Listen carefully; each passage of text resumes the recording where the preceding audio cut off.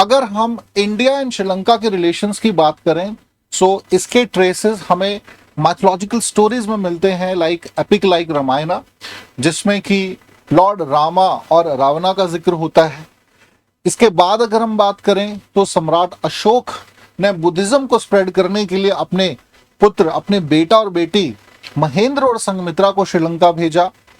अगर मैं थोड़ा और आगे बात करूं तो चोला अंपायर की बहुत सी ऐसी कहानियां हैं that they have made several attempts, या they have made several invasion over Sri Lanka and other Southeast Asian region। इसके पश्चात ब्रिटिश इतिहास को के पन्ने पलटे तो उसमें भी हमें पता चलता है कि भाई many Tamilians were taken from South India to Sri Lanka as a labourer काम करवाने के लिए, और धीरे धीरे समय के साथ वहीं बस गए, वहीं स्टैब्लिश हो गए। तो अगर हम दोनों देशों के संबंधों की बात करें तो संबंध तो बहुत पुराने हैं। हालांकि 1947 के पश्चात जैसे भारत आजाद होता है, श्रीलंका भी 1950 के पश्चात अंग्रेजों की जो एक दास्तां थी उससे निकल कर आता है, और अब नए स्टेट्स का क्रिएशन दोनों तरफ होता है। लेकिन दोनों देशों की हालांकि कोशिश ये थी कि भाई संबंध बेहतर रहे, संबंध बेहतर बने भी, लेकिन कुछ डिस्प्यूट्स होने की वजह से कुछ प्रॉब्लम्स क्रिएट हुई, जिसमें से तमिल जो आपके श्रीलंकन सिविल वॉर रहा, वो एक मेजर बोन ऑफ कंटेंशन दोनों देशों के बीच में रहा। इसके अलावा भी बहुत से छोटे छोटे इशू जो हैं वो सरदर्द बन के दोनों देशों के बीच रहे। ऐसा ही एक इशू था फिशरमैन इशू, जो कि एक बार फिर से न्यूज में आया है। तो इंडिया श्रीलंका फिशिंग डिस्प्यूट क्या है, आज के सेशन में हम विस्तार पूर्वक समझेंगे करंट एस्पेक्ट्स के माध्यम से।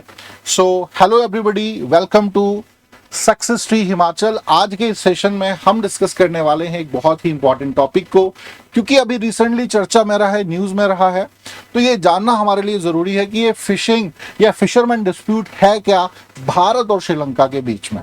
Let's begin this session now. शुरू करते हैं आज का सेशन। सो स्टूडेंट, सबसे पहले तो ये इशू क्या है, अभी क्यों चर्चा में रहा है, उस पर बात करेंगे। तो अभी रिसेंटली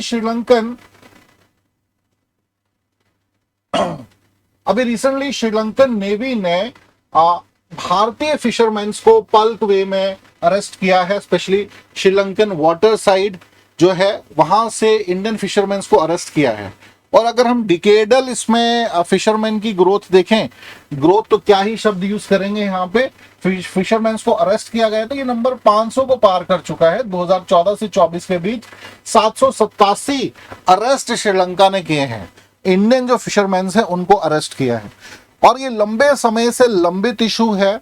क्या क्या इससे संबंधित पॉइंट्स हैं वो हमें समझना जरूरी है, चाहे वो फिशरमैन राइट्स के कंटेक्स्ट में हो, चाहे वो इंटरनेशनल मैरीटाइम बाउंड्री लॉज के कंटेक्स्ट में हो, चाहे वो United Nation laws of seas के कंटेक्स्ट में हो।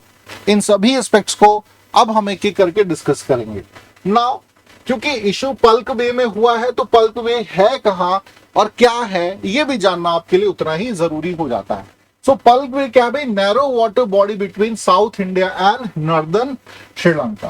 This is the Palk way. ये जो आप देख पा रहे हैं ये पल्क वे है। एक तरफ श्रीलंका का नॉर्दर्न टिप लगता है and the southern tip of south India. Alright, majorly जाना जाता है रिच बायोडाइवर्सिटी के लिए। बायोडाइवर्सिटी जोन है, रिच बायोडाइवर्सिटी जोन है, बायोस्फीयर रीजन है, many aquatic animals, marine life बहुत रिच है यहाँ की, कोरल्स हम देख सकते हैं। सो एक्वेटिक या बायोडाइवर्सिटी रिच जोन इसको हम डिक्लेयर करते हैं। मुख्य रूप से अगर बाउंड्रीज की बात करें सो भारत की तरफ से पंबन स्ट्रेट, ये आप देख सकते हैं, ये पंबन स्ट्रेट है, ठीक है जी। और यहाँ पर जो है आप एक तरफ जाफना देखेंगे और दूसरी तरफ एडम ब्रिज है यहाँ पे बीच में, ठीक है जी। ये एडम ब्रिज बीच में आ जाता है, ये जाफना का रीजन है, और ये मनार का रीजन आता है आपके श्रीलंकन साइड में, श्रीलंकन साइड पे, ठीक है जी। ये आपका पंबन, ये मनार, ये जाफना, और इसी के इर्द गिर्द है एंटायर पल्क स्ट्रीम जिसकी हम बात कर रहे हैं। एक्वेटिक लाइफ बहुत रिच है और फिशिंग जोन है यहाँ पे दोनों तरफ से। इंटरनेशनल मैरीटाइम बाउंड्री लॉस के तहत फिशरमैन को कई बाउंड्री डिसाइड करी गई है कि इंडियन साइड कहाँ तक फिशरमैन फिशिंग कर सकते हैं, श्रीलंकन फिशरमैन कहाँ तक अपनी फिशिंग कर सकते हैं।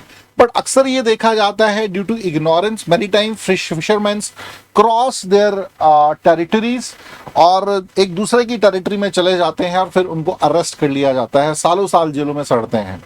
ठीक है, इग्नोरेंस भी वजह है, लालच भी वजह है। ठीक है, तो इसके अलावा भी क्या क्या कारण है या इसके क्या इम्पैक्ट पड़ेंगे अब एक एक करके हमें डिस्कस करना है।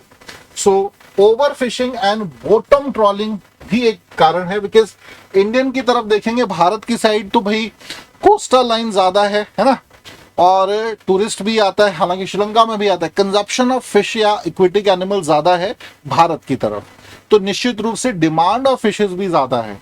तो भाई लालच की वजह से भी ये जो है कई बार श्रीलंकन साइड में घुसते हैं और निश्चित रूप से फिर अरेस्ट तो किए ही जाएंगे। तो इसमें अब की इश्यूज क्या हैं उनको समझते हैं। तो सबसे पहले भाई रिकरेंट अरेस्ट जो है, it's a major issue. Recurrent arrest को समझना आपको जरूरत रहेगा। देखिए, Indian fisherman of the trawler जो है वो अक्सर मछली पकड़ने श्रीलंकन वाटर्स में आ जाते हैं और बहुत बार इंजन फेलियर हो जाता है या कुछ वेदर कंडीशंस चेंज हो गई हैं जिसकी वजह से वो आगे नहीं बढ़ पाते हैं। हर बार यही कारण नहीं है कि भाई मछली पकड़ने गए थे या इलीगल तरीके से ही फिशिंग कर रहे हैं। कई बार वेदर कंडीशन भी इम्पैक्ट करते हैं कि भारत साइड एकदम से लहरें ज़्यादा आ गई हैं तो उनको श्रीलंकन साइड घुसना पड़ रहा है या कोई और कारण ऐसा बन जाता है। और इसकी वजह से क्या होता है, ऐसे अरेस्ट हमें देखने को मिलते हैं। बहुत बार जो उनके मतलब बोट्स वगैरह उनको भी जब्त कर लिया जाता है। तो ये एक मेजर कारण है जिसकी वजह से ये केसेस हमें देखने को मिले हैं। और श्रीलंकन अथॉरिटीज हमेशा ये एलिगेशंस लगाती हैं बिकॉज हमारे यहाँ इलीगल फिशिंग भी होती है। जो बॉटम ट्रॉलर्स हैं बॉटम सीज में श्रीलंकन साइड जाके फिशिंग करते हैं जिसकी वजह से वहाँ नुकसान पहुंचता है। ठीक है, और ऑफ कोर्स जिसकी वजह से प्रॉब्लम्स क्रिएट होती हैं और ये अरेस्ट का रेट हमें बढ़ता हुआ देखने को मिल रहा है। Violation of IMBL international maritime boundary जो लॉज हैं, ठीक है जी, हिस्टोरिक, वो क्या कहते हैं, वो ये कहते हैं कि भाई पल्क स्ट्रेट में एक सेंट्रल IBM लाइन खींच दी गई है। इसके एक तरफ श्रीलंका, एक तरफ इंडियन फिशरमैन क्या करेगा, फिशिंग करेगा। लेकिन यहां बाहर जो फिशरमैन है फ्रॉम बोथ साइड वो बात करता है हिस्टोरिकल राइट ऑफ फिशिंग का, कि आपने इंटरनेशनल बाउंड्री एक इमेजिनरी लाइन तो बना दी, लेकिन जो ऐतिहासिक तरीके से हम ट्रेडिशनल तरीके से यहाँ लाखों सालों से, लाखों तो ज्यादा हो गए, हजारों सालों से यहाँ फिशिंग कर रहे हैं, उसका क्या, उस अधिकार का क्या। ठीक है, बहुत के तो रिलेटिव्स जो हैं एक दूसरी जगह पर हैं। ये फिशिंग सिर्फ फिशिंग ही नहीं होती है, ये एक तरीके से कल्चरल एक्सचेंज भी है दोनों ही प्लेसेस का, दोनों ही जगहों का। तो उन राइट्स का क्या, उन अधिकारों का क्या, उसका तो वायलेशन होता है। उसमें बहुत क्लियरली कोई भी कुछ भी कहा नहीं गया है, मतलब elaboration international maritime boundary line की तरफ से कुछ कहा नहीं गया है। इसके अलावा अगर हम यूनाइटेड नेशन जो लॉज ऑफ सीज हैं उसके भी अगर हम पॉइंट्स को देखें तो उसमें भी क्या पाएंगे, इवन दे रिकमेंडेड कि भाई यही लाइन जो है वैलिड है। लेकिन जब ये बात कर रही है यूनाइटेड नेशन, वो क्या फिशिंग राइट्स का को ध्यान में रख रही है, क्या उसमें कुछ ढिलाई दे रही है? तो ऐसा कुछ भी नहीं कहा गया। देखिए, आपको ये भी समझना पड़ेगा, फिशरमैन्स अभी तो खैर फिर भी एजुकेटेड हैं, अच्छे इक्विपमेंट्स हैं। जो ट्रेडिशनल तरीके से 20-30 साल पहले भी फिशिंग करते थे लोग, ठीक है, दोनों तरफ से, दे आर लेस एजुकेटेड। उनको तो पता ही नहीं इंटरनेशनल बाउंड्री है। ठीक है, उनको तो पता है कि भाई मेरे मासी या मेरे नाना जी जो है वो श्रीलंका रहते हैं and I have to make a visit there, मुझे मछली पकड़ने यहाँ जाना है। मेरे परदादा मेरे दादा यहीं से जो थे फिशिंग करते थे। सो कहीं ना कहीं इस पे लीनेंसी जो है दिखानी चाहिए, या इस पर कोई ऐसा कॉमन लॉ क्रिएट करना चाहिए जो फिशिंग राइट्स को, हिस्टोरिकल फिशिंग राइट्स को दोनों तरफ से फिशरमैन के प्रिजर्व करता हो, कोई प्रॉब्लम इसकी वजह से क्रिएट ना हो। और ये जो वायलेशन हो रहा है ये भी नहीं होगा फिर निश्चित रूप से। डिप्लीशन ऑफ फिश स्टॉक्स, जैसा मैंने कहा भारत की तरफ स्पेशली जो है बहुत अधिक डिमांड है, भारत की तरफ बहुत ज्यादा ओवर फिशिंग होती है इंडियन फिशिंग जोन में, और जो इंडियन फिशरमैन है ज्यादातर वो श्रीलंकन फिशिंग जोन में चले आते हैं फिशिंग करने। लालच है, कॉन्टेक्ट्स है उनके, कई तो फॉरेन मार्केट में सेल आउट कर रहे हैं, जिसकी वजह से ये प्रॉब्लम्स बढ़ती हैं। तो कहीं ना कहीं इस पर नियंत्रण करना, कंट्रोल करना जरूरी है। अब धीरे धीरे क्या है, जो फिशिंग स्टॉक है वो क्या हो रहा है, वो कम हो रहा है। पर्टिकुलर सीजन में फिशिंग नहीं करनी चाहिए, उसमें भी ओवर फिशिंग की जाती है, तो ये कहीं ना कहीं प्रॉब्लम क्रिएट कर रहा है। इसके अलावा अगर हम बात करें so bottom trawling is a big issue. Bottom trawling जो है श्रीलंकन अक्सर अपोज करता है कि जो भारतीय फिशरमैन है यहां आता है वो बॉटम ट्रॉलिंग करता है। बॉटम ट्रॉलिंग का मतलब ये होता है शैलो वाटर में फिशिंग करना। अब ये जो बॉटम ट्रॉलिंग होती है इसकी वजह से इकोलॉजिकल डिस्टर्बेंस,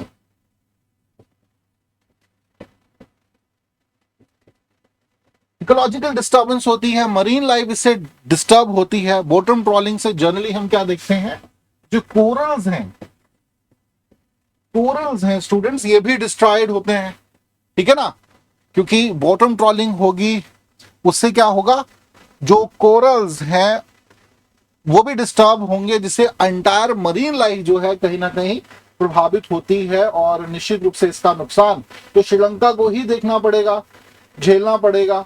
बॉटम ट्रॉलिंग में जो वेट नेट होते हैं उनको ड्रैग किया जाता है सी बैग पे, जो कि मरीन हैबिटेट को, जिसमें स्पेशली कोरल रीफ या स्पॉन्ज वगैरह जो होते हैं वो डिस्ट्रॉय हो जाते हैं, तो इससे बहुत ज्यादा नुकसान है। तो ये एक बहुत बड़ा चैलेंज हम कह सकते हैं है, और शिकायत वाजिब भी है भाई, ठीक है। और एक और चीज बता दूं, ये तो क्योंकि कंसर्न श्रीलंका भारतीय फिशरमैन का है, बट इसका ये मतलब नहीं है कि श्रीलंकन फिशरमैन इंडियन टेरिटरी में फिशिंग नहीं करता है। The number is bit lower than Indian fisherman, लेकिन श्रीलंकन फिशरमैन भी सेम चीज कहां कर रहा है, इंडियन वाटर्स में कर रहा है। तो नेक्स्ट पॉइंट इस संदर्भ में हम लिखेंगे भाई Sri Lanka national security concern. Now Sri Lankans have created very firm points in this regard. वो कहते हैं भाई हमारी national security is also in danger because this illegal people are coming. पहले तो ऑफ एंड ऑन आते थे, अब मतलब रेगुलरिटी जो है वो ज्यादा हो गई है ना, फिशरमैन्स की हमारे सीज में, जिसकी वजह से क्या है, जो आपके मिलिटेंट्स हैं, तमिल मिलिटेंट्स रहे हैं, लिट्टे जैसी ग्रुपिंग है, उनके कॉन्टेक्ट्स बनते हैं और एक जगह से दूसरे जगह जाना आसान हो जाता है। इसके अलावा इलीगल जो स्मगलिंग है इन जोन में, different sort of illegal smuggling के भी केसेस हमें देखने को मिलते हैं, क्योंकि ये जो फिशरमैन है ये सिर्फ मछली पकड़ने नहीं आते हैं, फिर है ना इनके कॉन्टेक्ट्स होते हैं, स्मगलर्स होते हैं, कई बार फिशरमैन के रूप में आ जाते हैं। ये भी एक बहुत बड़ा कारण है, कई बार स्मगलिंग का जो अपना सामान है वो इन्हीं रूट से करते हैं, ट्रांसफर करते हैं, ठीक है, और जिसकी वजह से बदनाम कौन हो जाता है, फिशरमैन हो जाता है। तो ये एलिगेशन भी लगते हैं श्रीलंका की तरफ से कि हमारी नेशनल जो तमिल मिलिटेंट ग्रुप्स हैं वो रीमर्ज हो रहे हैं फिशिंग वेसल्स के साथ, और उनकी आवाजाही जो है भारत की तरफ बढ़ रही है।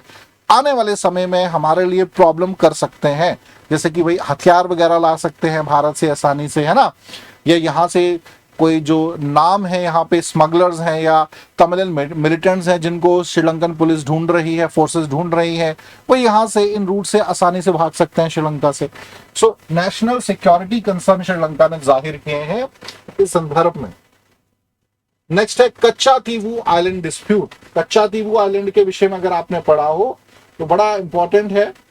तकरीबन 285 एकड़ का ये पल्क स्टेट में एक आइलैंड है, लोकेटेड आइलैंड है, जिसको 1974 में as a goodwill gesture Bharat सरकार ने गिफ्ट कर दिया किसे, श्रीलंका को, कच्चा तीवू आइलैंड। लेकिन जब ऐसा किया तो क्या लोकल्स का कंसर्न लिया, ठीक है। अब आपको समझना पड़ेगा कि ये भारत की टेरिटरी है, ये श्रीलंका की टेरिटरी है, और यहां पे है कच्चा तीवू आइलैंड। हजारों सालों से यहां से फिशरमैन आता है, रुकता है, खाना वाना खाता है, रेस्ट करता है, ठीक है, अपने फिशिंग नेट्स को सुखाता है, टूटा है उसको सिलता है, ये सारी चीजें करता है। यहां पे सेंट एंथनी चर्च भी है, जिसमें आस्था है दोनों तरफ के क्रिश्चियंस की, ठीक है। एक पर्टिकुलर सीजन में प्रॉपर जैसे यात्राएं चलती हैं वैसा सेलिब्रेशन यहां होता है। अब ओवरनाइट भारत सरकार ने इस आइलैंड को दे दिया श्रीलंका को दे दिया एज अ गिफ्ट। नाउ ये जो सब इंटरेस्ट थे इंडियन फिशरमैन के या इंडियन कम्युनिटीज के, स्पेशली तमिलियंस के, वो ओवर पार हुए। क्या भारत सरकार को इनके इंटरेस्ट को ध्यान में नहीं रखना चाहिए था?